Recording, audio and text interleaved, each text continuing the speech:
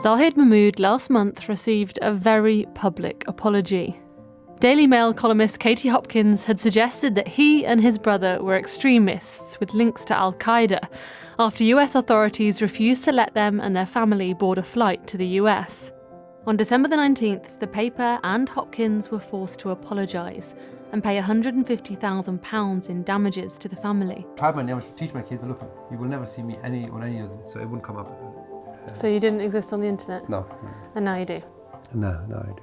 How did it then feel to have that article written about you? It's cutting the wounds and putting salt on it, you know. Once we haven't overcome of the emotional trauma that we went through with the kids in front of their eyes, and then 2 days later being accused on the national media. It was worldwide media, it wasn't just in UK, it was worldwide. The apology to Zahid and his family came alongside 8 other corrections to articles concerning Muslims last month. This is far higher than previous months and is partly down to the actions of one man. Miqdad Versi is an activist and also Assistant Secretary General of the Muslim Council of Britain.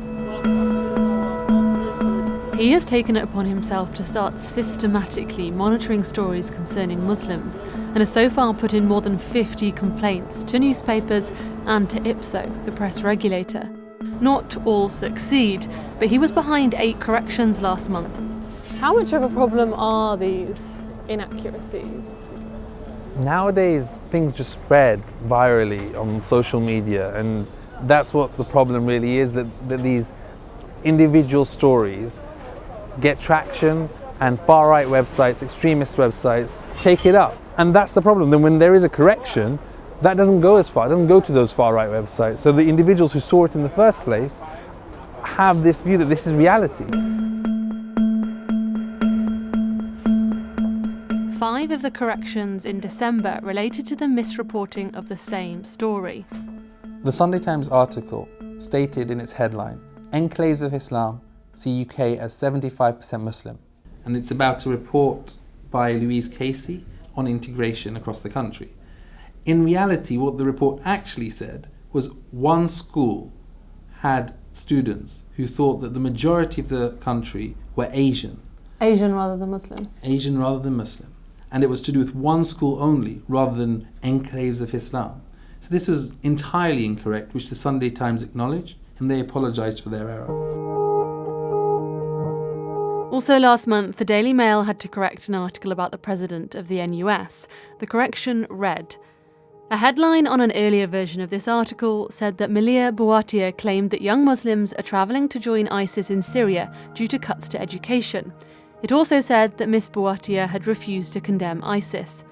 The correct position is that Miss Bouattia claimed that young Muslims are travelling to join ISIS in Syria for reasons including government cuts to education and mass unemployment, and Miss Bouattia has condemned ISIS. This one is The Sun on Sunday, mixing up 2 black Muslims, one who is fighting against extremism and one who is accused of extremism.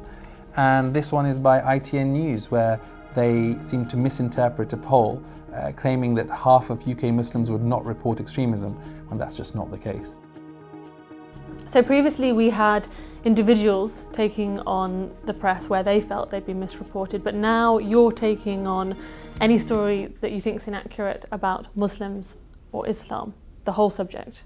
That's right. So because nobody else seems to be doing this, there have been so many articles about Muslims overall that have been entirely inaccurate, and they create this idea within many Muslim communities that the media is out to get them. And the reason that's the case is because nobody's challenging these newspapers and saying that's not true. The Muslim Council of Britain has been unequivocal on this. It's raised this issue again and again, that inaccurate reporting leads to hostility against Muslims, and that's a problem not just for Muslim communities, but for the wider society.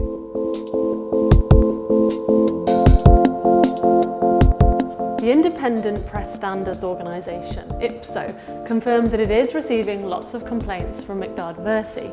It also pointed out that the 2 articles about which it's had the most complaints since it was formed in 2014 were about Muslims.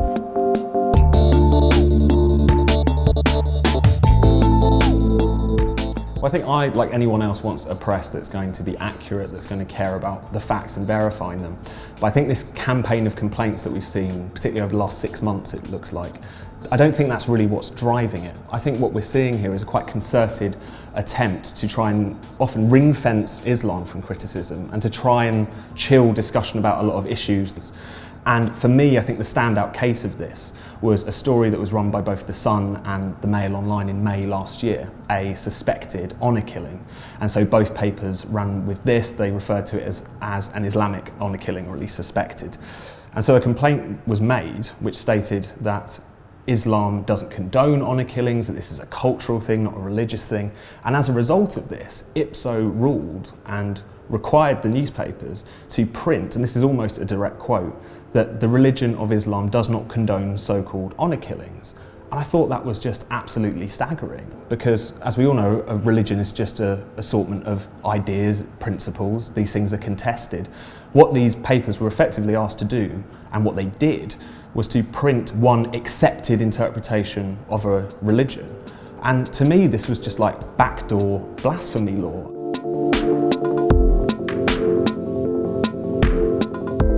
Do you worry about a chilling effect, that your constant critique will make people scared of covering these issues?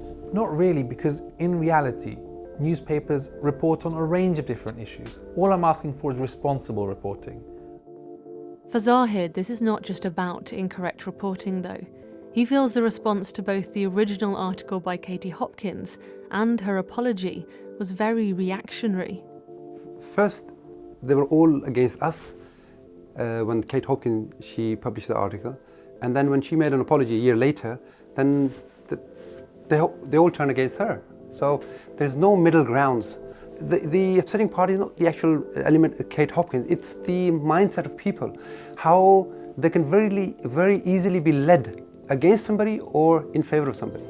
I feel proud to be living in London as a Muslim, where people from different backgrounds, different countries, different tribes, different languages, faith, beliefs, they live here and we live together. But there are elements which are actually destroying these relationships and this unity which we have within the community. How do you feel about Katie Hopkins now? She's apologized and we accept it. And that's the end of that. In fact, my wife and I would formally like to invite her to our home, to meet our family, have tea and coffee with us. We have no grudge against her. And we would like her to learn and know that we are as British as she is. In fact, my wife's grandfather and great-grandfather, they both fought in World War I and World War II. In fact, they fought for the very freedom of this country. Many people wouldn't be so forgiving. This is what I've been brought up with, that this is what the teaching of our Prophet Muhammad, peace be upon him, that he has taught us to remove evil with goodness. And if she made an allegation, we want to show her the goodness, and we want to invite her to our house so she could firsthand meet us